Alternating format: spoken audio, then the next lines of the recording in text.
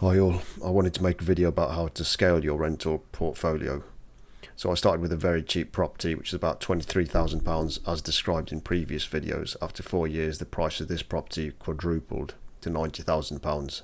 So as my parents were in control at the time, they sold the property and bought a new one with it. I wouldn't advise selling properties because properties on average double every 10 years, and this has more or less been the same for the last 1,000 years on average. Upon the sale of this property, luckily my parents bought another property in Coventry and again put it under my name, and I was allowed to keep the rent. Luckily, I understand very few people are in this position. This was many years ago when it was easier to do, but still I do understand I've been quite lucky in this respect. Conversely, if I'd been studying for my 20s, then I would have built up even more resource. I only spent about 2 to 3 years in my 20s working and the rest of the time studying. So many of the people who would have been working at this age would have been able to build up far more resource as long as it was not wasted and spent correctly and saved in the right proportions. In my 30s I began to work, and when I was 33 I started to look into buying a second rental property. By then I had already spent much of my 20s saving, and many of my savings were invested in funds which I just left alone. In my 30s I realised some of these funds had boomed. So I took some money from my funds and some from my rental income, and from my savings I then bought a second property. This was in a very central location. It was near the train station, so it had good connections for many cities. It was a good commuter house, and it was a very nice townhouse type of place, so it was quite a large semi-detached house, fit for a family, but also very central to Coventry, right next to the town centre as well, and other amenities. For this reason this house was never not rented out. So upon buying this house I rented it out to students, and this was in 2014. As the location was ideal, it was very easy to rent out, as mentioned. Then in 2015 I started to learn about equity. I did not know at that stage that you could pull money out of properties and use them to finance more properties. So I looked into this. I realised that the first house I had was valued at about £170,000 at the time. I then proceeded to pull out equity from this with Clydesdale Bank, and then they did what seemed to me at the time to be quite odd. They valued the property at £120,000, and I wanted this revalued as I believe it was about £50,000 short, but my broker explained to me at the time that this happens on multiple occasions. He has seen this before a number of times, and the reason the banks do this is because they want to give you reasons to lend less, because they want to take less risk. So even if I had had it revalued, it was unlikely to obtain a higher valuation.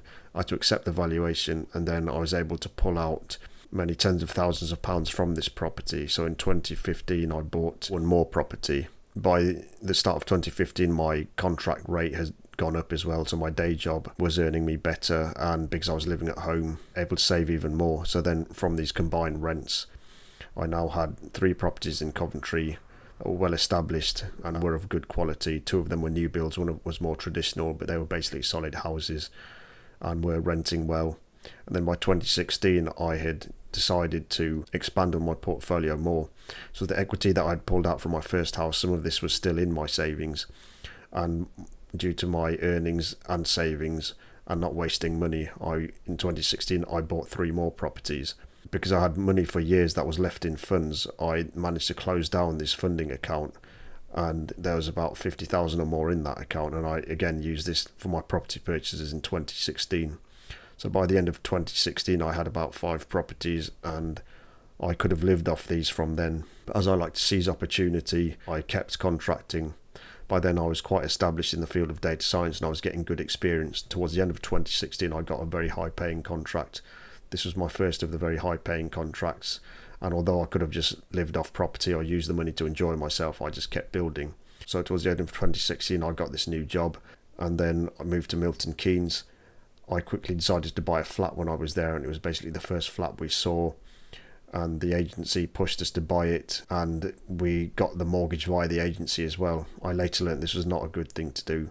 My original broker was quite annoyed about this, and we perhaps could have got a better deal elsewhere. So one slightly negative aspect of this was that I could have made this investment a bit better, although the flat has worked quite well through the years, and I perhaps could have got a better mortgage for it from my original broker who had got me good deals. These were the slight negative aspects of the investment, but on the other hand I did go for it. I took action and things did work out. So time is more important than money, and the investment could have been worse, but I bought the property on a residential mortgage while I was working in Milton Keynes. 10 months later, I received an even higher paying contract in London. So I moved to London, I rented a flat in London, and then I rented the flat out in Milton Keynes.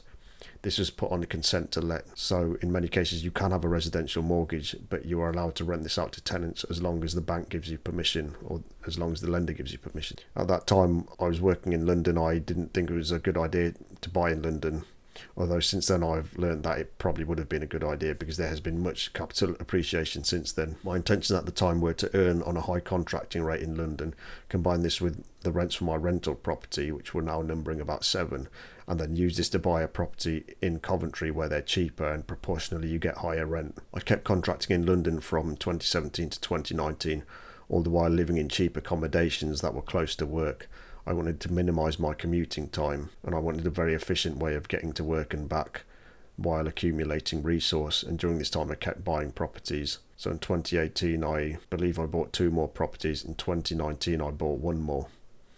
And then COVID happened, and oddly before COVID my contracting job was stopped. I was working for HSBC at the time and they sacked all their contractors. My contract market was then dead for 2 years. Luckily I had invested in these properties and I was living off them. Then in 2021 the contracting market picked back up. I started working again at a slightly lower rate than I had at HSBC, but the rate was still very good, and I kept growing. And by then, because of my networking, I'd met good contacts in Coventry. So in the year 2022 I then expanded my portfolio by another 50%. I paid a very reasonable sourcing fee to 2 sources in Coventry and had my properties bought and tenanted and fully managed. So the core concept of all of this was that throughout the years I was basically saving money and I was making it work. The rental money was coming back in and I was recycling this back into my property business. I was combining this with the money I was getting from my day jobs and then just keeping on going rather than taking time to spend the money on pointless activities. I did, however, start leasing quite nice cars in 2017, as you should enjoy your money a bit.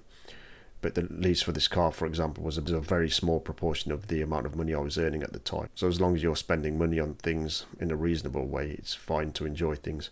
I believe it was the founder of Superdry who had a rule where he never spent more than 10% of his money.